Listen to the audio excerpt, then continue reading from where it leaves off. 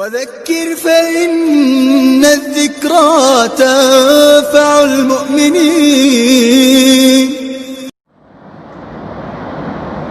بسم الله الرحمن الرحيم. الحمد لله نحمده ونستعينه ونستغفره ونؤمن به ونتوكل عليه ونعوذ بالله من شرور أنفسنا ومن سيئات أعمالنا. من يهده الله فلا مضل له ومن يضلله فلا هادي له. ونشهد أن لا إله إلا الله وحده لا شريك له. ونشهد أن سيدنا ونبينا ومولانا محمدا عبده ورسوله صلى الله عليه وعلى آله وأصحابه وبارك وسلم تسليما كثيرا. أما بعد، فأعوذ بالله من الشيطان الرجيم. بسم الله الرحمن الرحيم. وأمرت لأعدل بينكم. صدق الله العظيم. وقال رسول الله صلى الله عليه وسلم: سبعة يظلهم الله في ظله يوم لا ظل إلا ظله: إمام عادل، وشاب نشأ في عبادة الله، ورجل قلبه معلق في المساجد، ورجلان تحابا في الله اجتمعا عليه وتفرقا عليه، ورجل دعته امرأة ذات منصب وجمال فقال إني أخاف الله، ورجل تصدق بصدقة فأخفاها حتى لا تعلم شماله ما تنفق يمينه، ورجل ذكر الله خاليا ففاضت عيناه، أو كما قال رسول الله صلی اللہ علیہ وسلم. قابل احترام بزرگوں اور دوستوں، اس حقیقت سے ہم اچھی طرح واقف ہیں، یہ دنیا عارضی اور فانی ہے،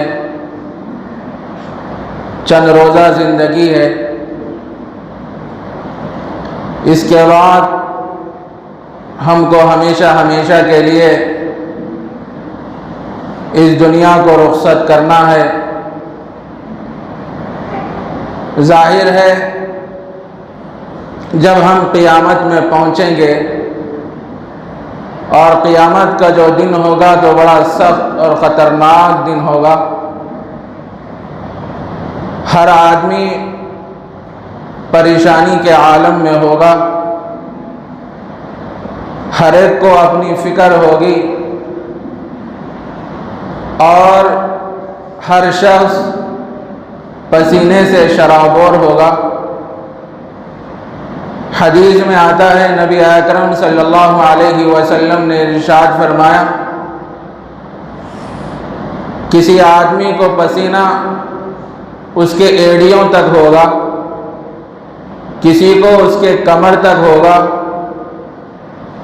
اور کوئی آدمی پسینے میں تیر رہا ہوگا. وہ اتنا خطرناک اور بھیانک دن ہے، حتیٰ کہ انبیاء کرام علیہم السلام بھی اس روز پریشان ہوں گے، اور سورج کو بالکل قریب کر دیا جائے گا. سورج کی تپش، گرمی اور حرارت سے لوگ پریشان ہو جائیں گے. لیکن ایسے حالات میں اور ایسے سخت ترین دن میں اللہ تبارک و تعالی اپنے عرش کا سایہ نصیب فرمائیں گے. وہ 7 خوش نصیب بندے ہوں گے، ایسے 7 خوش نصیب بندے جن کو اللہ تبارک و تعالی اپنے عرش کا سایہ نصیب فرمائیں گے. عرش کا سایہ کیا ہے؟ اس کو یوں سمجھ لیا جا سکتا ہے کہ ایک ایئر کنڈیشن ہوا ہوگی جس میں آدمی آرام سے سکون سے وہاں ہوگا۔ قرآن مجید میں اللہ تبارک و تعالیٰ نے ایک جگہ ارشاد فرمایا وَنُدْخِلُهُمْ ظِلًّا ظَلِيلًا، ہم ان کو ایک گنجان اور سائیدار درخت میں چھاؤں میں داخل کریں گے۔ تو ایک ایئر کنڈیشن ہوا میں وہ 7 خوش نصیب لوگ ہوں گے جن کو سورج کی تپش، گرمی اور حرارت ان پر کوئی اثر انداز نہیں ہوگی۔ وہ کون 7 لوگ ہیں؟ امام عادل، اللہ کے نبی علیہ السلام نے ارشاد فرمایا کہ پہلا شخص انصاف پسند بادشاہ، جو انصاف پسند بادشاہ ہوگا وہ اللہ کے عرش کے سائے میں ہوگا۔ ہر آدمی اپنے ماتحت کا نگران ہوتا ہے۔ مثال کے طور پر کوئی آدمی مسجد کا ذمہ دار ہے، متولی ہے، صدر ہے، تو وہ اپنے مصلیوں کا اور اپنے مؤذن کا اور اپنے امام کا ایک نگران ہوتا ہے۔ اگر وہ اپنے منصب میں ظلم و زیادتی کرتا ہے، حق تلفی کرتا ہے، تو قیامت کے دن اللہ تبارک و تعالیٰ اس سے پوچھیں گے میں نے تجھے اتنا اونچا منصب عطا فرمایا تھا اور اتنی بڑی میں نے تجھے حکمرانی عطا فرمائی تھی، مسجد کا ذمہ دار بنایا تھا، مدرسے کا ذمہ دار بنایا تھا، بہت بڑا آفیسر تھا، بہت بڑا تو حاکم تھا، تو اپنے ماتحت لوگوں کے ساتھ عدل و انصاف کو قائم کیا کہ نہیں کیا؟ اللہ تبارک و تعالیٰ قیامت کے دن حاکموں سے پوچھیں گے۔ وہی آدمی آرام اور سکون میں ہوگا جو اپنے ماتحتوں کے ساتھ عدل و انصاف کو قائم کرے گا۔ میرے عزیز دوستو، بزرگوں، حدیث میں آتا ہے نبی اکرم صلی اللہ علیہ وسلم نے ارشاد فرمایا اللہ تعالیٰ دنیا میں لوگوں کو چھوٹی چھوٹی حکومتیں عطا فرماتے ہیں، وہ اس واسطے سے عطا فرماتے ہیں کہ تاکہ لوگوں پر امن و امان کو قائم کریں، عدل و انصاف کو قائم کریں، لیکن منصب کے مل جانے کے بعد، عہدے کے مل جانے کے بعد لوگ انسانوں پر عدل و انصاف کو قائم نہیں کریں گے، ظلم و زیادتی کا معاملہ کریں گے، تو کل قیامت کے دن اللہ تبارک و تعالیٰ ان سے باز پرس فرمائیں گے۔ نبی اکرم صلی اللہ علیہ وسلم کی زندگی اٹھائیے، خود قرآن مجید میں اللہ تبارک و تعالیٰ نے یہ بات ارشاد فرمائی وَأُمِرْتُ لِأَعْدِلَ بَيْنَكُمْ، اللہ کے نبی فرماتے ہیں کہ مجھے حکم دیا گیا ہے کہ میں تمہارے درمیان عدل کو قائم کروں، انصاف کو قائم کروں۔ آدمی چاہے اپنا ہو یا پرایا ہو، جب حق بات کرنے کا معاملہ آئے تو آدمی حق کا ساتھ دے اور ظلم کا ساتھ نہ دے، ہمیشہ حق کا ساتھ دے، وہ آدمی بڑا خوش نصیب ہے۔ لیکن لوگ کرتے کیا ہیں؟ جب کوئی آدمی کمزور ہوتا ہے مالی اعتبار سے اور حقیر ہوتا ہے تو ہم اس کو چھوڑ دیتے ہیں اور اس کے ساتھ ظلم و زیادتی کا معاملہ کرتے ہیں۔ جب کوئی آدمی مالدار ہو جاتا ہے تو اس کے ساتھ کیا ہے؟ نرمی کا معاملہ کرتے ہیں۔ یہ بالکل مناسب نہیں ہے۔ قیامت کے دن اللہ تبارک و تعالیٰ ایسے حاکموں سے پوچھیں گے، ان کی باز پرس فرمائیں گے۔ حضرات صحابہ کی موجودگی میں اللہ کے نبی علیہ السلام نے فرمایا تھا اے میرے صحابہ سن لو، تم سے پہلی جو امتیں ہلاک ہوئیں وہ کس بنیاد پہ ہلاک ہوئیں؟ وہ اس بنیاد پہ ہلاک ہوئیں کہ وہ لوگ کمتر لوگوں پر اسلامی قانون کو نافذ کرتے تھے، اور جو اعلیٰ درجے کے لوگ ہوتے، پیسے والے ہوتے، ان کو چھوڑ دیا جاتا تھا۔ ایسے لوگوں کو اللہ نے ہلاک اور برباد کر دیا، تباہ و تاراج کر دیا۔ اس کے بعد اللہ کے نبی علیہ السلام نے ارشاد فرمایا کہ قسم ہے اس ذات کی جس کے قبضے میں میری جان ہے، اگر میری بیٹی فاطمہ سے بھی چوری کی حرکت سے زد ہو جائے تو میں اس کے ہاتھ کاٹ دوں گا۔ خود حضور اکرم صلی اللہ علیہ وسلم کے زمانے میں قبیلہ بنی مخزوم کی ایک لڑکی جس کا نام فاطمہ تھا، اس سے چوری کی حرکت سرزد ہو گئی۔ اللہ کے نبی علیہ السلام نے حکم صادر فرما دیا کہ اس لڑکی کے ہاتھ کاٹے جائیں۔ قبیلہ بنی مخزوم کے جو ذمہ دار تھے انہوں نے اس بات کو اپنے لیے بڑا عار سمجھا، یہ ہمارے لیے بڑی نامناسب بات ہے، شرمندگی کی بات ہے کہ ہمارے قبیلے کی ایک لڑکی کے ہاتھ کاٹے جائیں تو ہم قبیلے میں منہ دکھانے کے قابل نہیں رہیں گے۔ تو لوگ سوچنے لگے کہ رسول اکرم صلی اللہ علیہ وسلم سے کیسے سفارش کرے جا کے، ہاتھ کاٹنے کے بجائے کوئی اور سزا تجویز کی جائے، کیسے رسول اللہ صلی اللہ علیہ وسلم کے پاس جا کے سفارش کریں۔ کسی کو ہمت نہیں ہوئی۔ حضرت اسامہ جو رسول اللہ صلی اللہ علیہ وسلم کے چہیتے تھے اور دربار رسالت کے ہر دل عزیز تھے، تو قبیلہ بنی مخزوم کے چند لوگ حضرت اسامہ کے پاس گئے اور جا کے کہنے لگے کہ ہمارے قبیلے کی ایک لڑکی سے چوری کی حرکت سرزد ہو گئی ہے، اللہ کے نبی نے ہاتھ کاٹنے کا حکم فرمایا ہے، آپ ایسا کیجئے کہ اللہ کے نبی سے فرمائیے جا کے کہ ہاتھ کاٹنے کے بجائے کوئی اور سزا تجویز فرمائے۔ حضرت اسامہ دربار رسالت سیدنا حضرت محمد الرسول اللہ صلی اللہ علیہ وسلم کی خدمت میں حاضر ہوتے ہیں اور فرماتے ہیں اللہ کے نبی، قبیلہ بنی مخزوم کے لوگ بڑے شرمندہ ہیں، بے اختیار ان کے آنکھوں سے اشک بار ہیں، ان کے آنکھوں سے آنسو روا ہیں کہ ان کی قبیلے کی ایک لڑکی سے چوری کی حرکت سرزد ہو گئی۔ وہ لوگ یہ کہہ رہے ہیں کہ ہاتھ کاٹنے کے بجائے کوئی اور سزا تجویز کی جائے۔ اتنا سنتے ہی دو جہاں کے سردار سید الاولین والآخرین سیدنا حضرت محمد الرسول اللہ صلی اللہ علیہ وسلم جلال میں آ گئے، غصے میں آ گئے۔ اس کے بعد حضرت اسامہ سے فرمانے لگے، اسامہ کیا میں تجھ سے اس لیے محبت کرتا ہوں، کیا میں تجھے اس لیے چاہتا ہوں کہ تو اللہ کے حدود میں سے کسی حدود کے نفاذ میں رکاوٹ کا سبب بنے؟ یہ بات مجھے ہرگز پسند نہیں ہے۔ جب اللہ کے نبی جلال میں آ گئے تو حضرت اسامہ فرمانے لگے، اے اللہ کے نبی میں اپنے الفاظ واپس لیتا ہوں۔ اس کے بعد فرمانے لگے اسلامی جو قانون ہے اس کے مطابق آپ فیصلہ فرمائیں۔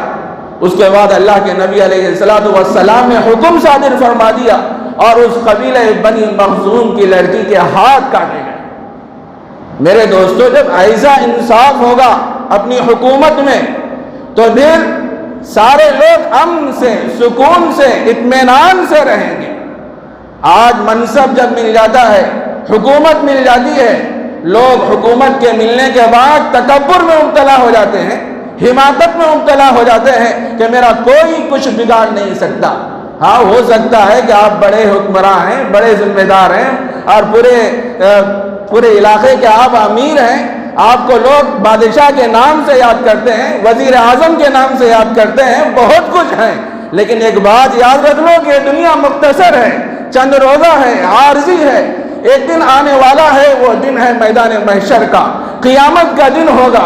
اللہ اس وقت جلال میں ہوں گے، اس وقت اس بادشاہ کو بلائیں گے اور اس سے فرمائیں گے میں نے تجھے دنیا میں حکومت دی تھی، تجھے وزیر اعظم بنایا تھا، تجھے بادشاہ بنایا تھا، تجھے مسجد کا صدر بنایا تھا، تجھے مسجد کا متولی بنایا تھا، تجھے مدرسے کا محتم بنایا تھا، تو اپنے حکومت میں، اپنے منصب میں عدل و انصاف کو قائم کیا کہ نہیں کیا؟ اللہ تبارک و تعالیٰ قیامت کے دن پوچھیں گے اور اس کی باز پرس فرمائیں گے۔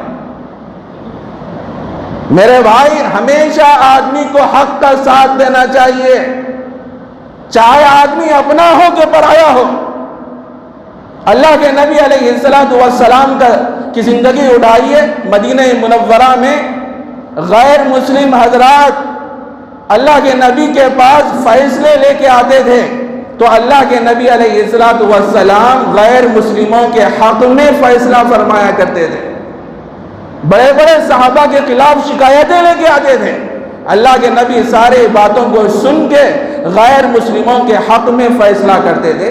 آدمی کو ہمیشہ حق کا ساتھ دینا چاہیے، یہ نہیں سوچنا کہ ان مالدار ہے، ان پیسے والا ہے، ان عزت والا ہے، اس کے پاس نوکر و خادم ہے، اگر میں اس کے خلاف بولوں گا تو لوگ مجھے کیا کہیں گے، وہ مجھے کیا کہے گا۔ میرے بھائی اس کی کوئی فکر نہ کریں، اپنے آخرت کی ہمیشہ آدمی کو فکر کرنا چاہیے۔ یہی وجہ تھی اللہ کے نبی علیہ السلام نے حضرات صحابہ کے ذہن کو، مزاج کو ایسے بنایا تھا کہ ان کو بھی اللہ نے چھوٹی چھوٹی حکومتیں، منصب اور ذمہ داریاں عطا فرمائی، لیکن وہ اپنی حکومت میں عدل و انصاف کو قائم کی۔ آپ تو جانتے ہیں حضرت عمر فاروق رضی اللہ تعالیٰ عنہ کا عدل و انصاف تو کتنا مشہور ہے۔ ایک مرتبہ حضرت ابن عباس رضی اللہ تعالیٰ عنہ کی مجلس میں فضائل خلفاء کے تذکرے ہو رہے تھے، حضرت عمر فاروق رضی اللہ تعالیٰ عنہ کا تذکرہ آیا تو حضرت ابن عباس بے اختیار رو پڑے، ان کے آنکھوں سے آنسو روا ہو گئے اور بے ہوش ہو کے زمین پر گر گئے۔ جب ہوش آیا تو حضرت صحابہ ہمت کر کے حضرت ابن عباس رضی اللہ تعالیٰ عنہ سے پوچھنے لگے کہ حضرت ذرا بتائیے کہ آخر حضرت عمر فاروق کی زندگی کا وہ کون سا واقعہ ہے کہ جس کی یاد نے آپ کو بے تاب کر دیا، بے چین کر دیا، آپ بے ہوش ہو کے زمین پر گر گئے۔ حضرت ابن عباس اپنے آپ کو سنبھالتے ہوئے بڑے محتاط انداز میں اس واقعے کو بیان فرمانے لگے۔ میرے بھائی غور سے سنو، وہ واقعہ کیا ہے؟ حضرت ابن عباس فرماتے ہیں کہ ایک مرتبہ حضرت عمر فاروق رضی اللہ تعالیٰ عنہ مسجد نبوی میں تشریف فرما تھے، حضرات صحابہ کرام موجود ہیں اور کسی مسئلے پر بات چیت ہو رہی ہے۔ ایک دم سے ایک نوجوان لڑکی اپنے گود میں ایک چھوٹے سے بچے کو لے کر حاضر ہوتی ہے اور حضرت عمر فاروق رضی اللہ تعالیٰ عنہ سے کہتی ہے، امیر المؤمنین میں آپ سے خلوت میں تنہائی میں کچھ بات کرنا چاہتی ہوں۔ تو حضرت عمر فاروق رضی اللہ تعالیٰ عنہ مجلس سے اٹھے اور اس لڑکی کے قریب گئے اور لڑکی نے حضرت عمر فاروق رضی اللہ تعالیٰ عنہ سے کہا کہ امیر المؤمنین اس وقت میری گود میں جو بچہ ہے یہ آپ کے لڑکے ابو شہمہ سے پیدا ہوا ہے، یہ آپ کے لڑکے ابو شہمہ سے پیدا ہوا۔ تو حضرت عمر فاروق رضی اللہ تعالیٰ عنہ نے واقعے کی تفصیل جاننا چاہی تو اس سے لڑکی سے فرمایا ذرا یہ تو بتاؤ کہ یہ لڑکا کیسے پیدا ہوا؟ تو وہ لڑکی کہنے لگی میں ایک دن بنی نجار کے باغ سے گزر رہی تھی، آپ کا لڑکا ابو شہمہ نشے میں چور تھا، مجھے آیا اور دبوچا اور قہرن اور جبرن میری چادر عفت کو تار تار کر کے رکھ دیا، اس کے نتیجے میں یہ بچہ پیدا ہوا۔ جب یہ بچہ پیدا ہوا تو میرے دل میں خیال پیدا ہوا اس بدنما داغ کو ہمیشہ کے لیے مٹا دوں، اس کو قتل کر دوں، لیکن مجھے اللہ کا خوف اور اللہ کی طرف بے چینی مجھے یاد آ گئی، اللہ کے خوف نے میرے ہاتھوں کو تھام لیا، وہ یہ بچہ میں آپ کی خدمت میں لے کر حاضر ہوئی ہوں، آپ خدا کے واسطے جو شریعت کے احکام ہیں اس سے آپ مجھے مطلع فرمائیے۔ اتنا سنتے ہی حضرت عمر فاروق رضی اللہ تعالیٰ عنہ کے پیروں کے نیچے سے زمین اکھڑ گئی۔ حضرات صحابہ سے فرمانے لگے جتنے لوگ اس وقت مسجد میں موجود ہیں وہ یہی بیٹھے رہے۔ اس کے بعد آپ نے ایک قاضی کو بلایا اور یہ فرمایا دیکھو مدینے میں جتنے صحابہ کرام موجود ہیں سب سے کہہ دینا کہ عمر نے کہا ہے کہ وہ مسجد میں جمع ہو جائیں۔ سارے حضرات صحابہ مسجد میں جمع ہو گئے۔ اس کے بعد حضرت عمر فاروق رضی اللہ تعالیٰ عنہ سیدھا اپنے گھر جاتے ہیں، جا کے دستک دیتے ہیں، اندر سے آواز آتی ہے کہ کون ہے؟ تو فرماتے ہیں کہ میں عمر ہوں۔ اس کے بعد فرماتے ہیں کہ ابو شہمہ گھر میں ہے، تو فرماتے ہیں کہ ابو شہمہ تو گھر میں ہے، وہ کھانا کھا رہا ہے۔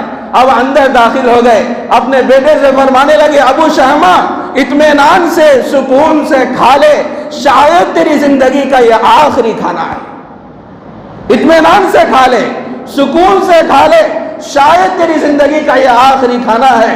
اس کے بعد حضرت عمر فاروق رضی اللہ تعالیٰ عنہ خصمیہ انداز میں اپنے بیٹے سے فرمانے لگے، میں خدا کا حوالہ دے کر تجھ سے پوچھنا چاہتا ہوں، تو ایک دن ایک لڑکی بنی نجار کے باغ سے گزر رہی تھی، تو نشے میں چور تھا اور اس لڑکی کو دبوچا اور قہرن جبن اس کی چادر عفت کو تاتار کر دیا۔ اتنا سنتے ہی ابو شہما کانپ گیا، اس کے جسم پر کپکپی طاری ہو گئی۔ حضرت عمر فاروق رضی اللہ تعالیٰ عنہ نے فرمایا، بتا دے کیا تجھ سے زنا کا گناہ سرزد ہوا ہے؟ ابو شہما کہنے لگا، اس بات میں سر ہلاتے ہوئے کہا، ہاں مجھ سے زنا کا گناہ سرزد ہو گیا۔ حضرت عمر فاروق رضی اللہ تعالیٰ عنہ اپنے بیٹے کا ہاتھ پکڑ کر مسجد نبوی کی طرف آتے ہیں۔ بیٹا راستے میں التجا کرتا ہے، ابا جان جو کچھ مجھے سزا دینا ہے بند کمرے میں سزا دیجیے، مجمع عام میں مجھے ذلیل اور رسوا مت کیجیے۔ اس وقت حضرت عمر فاروق نے کیا فرمایا، بیٹا میں تیری بات مانوں کہ اللہ کی بات مانوں؟ ارے اللہ کا حکم تو ایسا ہے، جب کسی سے گناہ زنا کا گناہ سرزد ہو جائے تو اسے مجمع عام میں اس کو سزا دی جائے، میں تیری بات مانوں کہ اللہ کی بات مانوں؟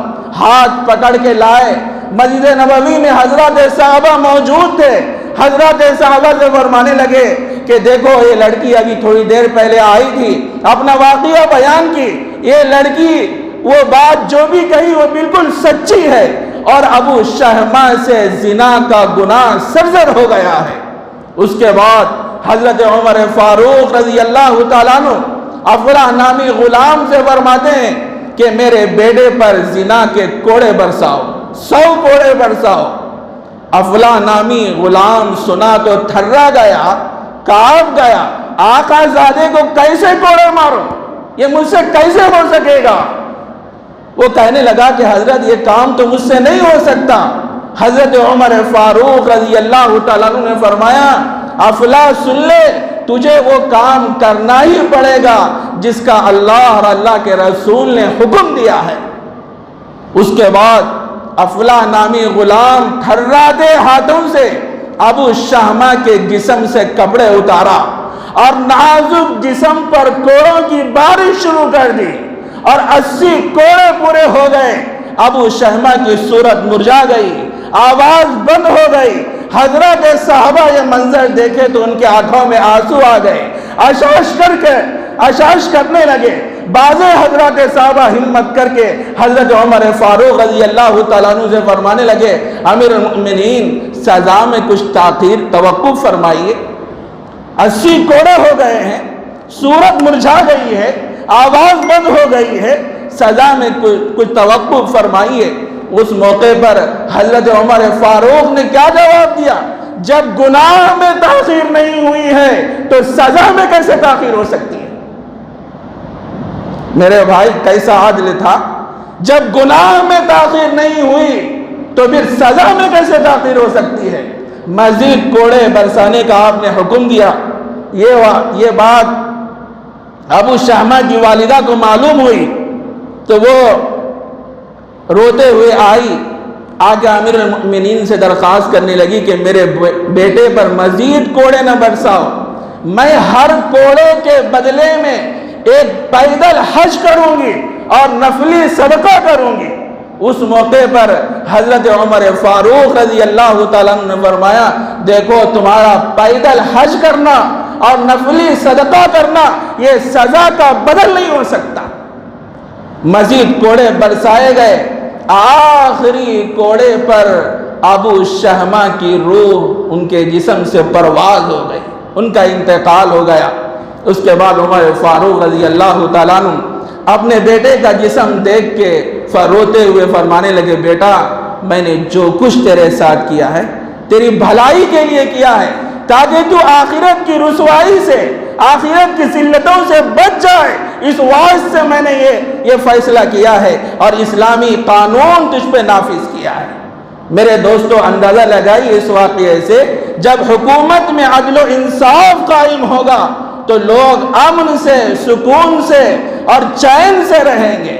آج لوگوں کا عجیب حال ہے، چھوٹی چھوٹی حکومتیں مل جاتی ہیں تو لوگوں میں تکبر پیدا ہو جاتا ہے، حماقت میں مبتلا ہو جاتے ہیں، میں فلاں علاقے کا ذمہ دار ہوں، میں فلاں علاقے کا حاکم ہوں، اور اس کے بعد اپنے تکبرانہ انداز میں فیصلے کرتے ہیں، لوگوں کے ساتھ ظلم و زیادتی کا معاملہ کرتے ہیں۔ ایک بات یاد رکھ لو، یہ دنیا چھوڑنا ہے، ہمیشہ ہمیشہ کے لیے چھوڑنا ہے۔ جب قیامت کے دن اللہ تبارک و تعالیٰ پوچھیں گے، ارے تیرے پاس ایک مظلوم آیا تھا، ایک محتاج آیا تھا، ایک کمزور آیا تھا، اپنی فریاد لے کے تیرے پاس آیا تھا، تو نے عدل و انصاف سے کام نہیں لیا، اس وقت ہمارے پاس کیا جواب ہے میرے بھائی؟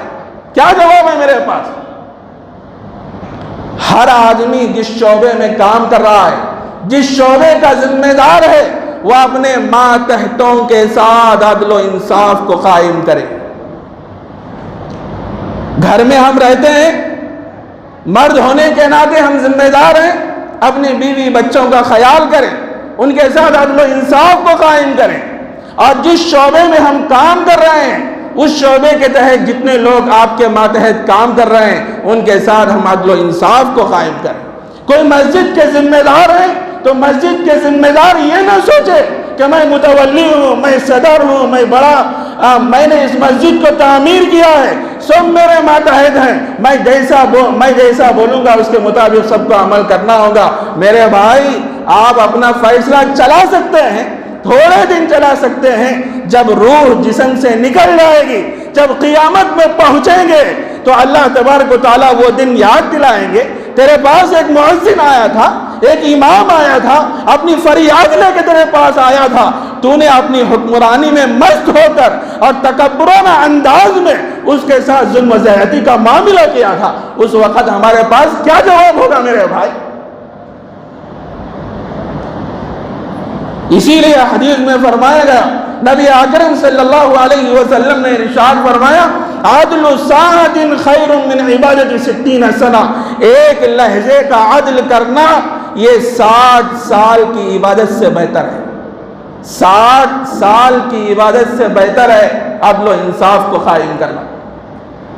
بہرحال یہ جو حدیث پڑھی گئی ہے، یہ جس میں قیامت کے دن اللہ تبارک و تعالیٰ اپنے عرش کا سایہ جن لوگوں کو نصیب فرمائیں گے، ان میں سے پہلا شخص وہ ہوگا امام عادل، انصاف پسند جو بادشاہ ہوگا، اللہ تبارک و تعالیٰ اس شخص کو اپنا عرش کا سایہ نصیب فرمائیں گے۔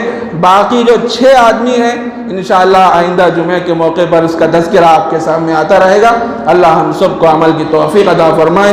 وآخر دعوانا ان الحمد للہ رب العالمین۔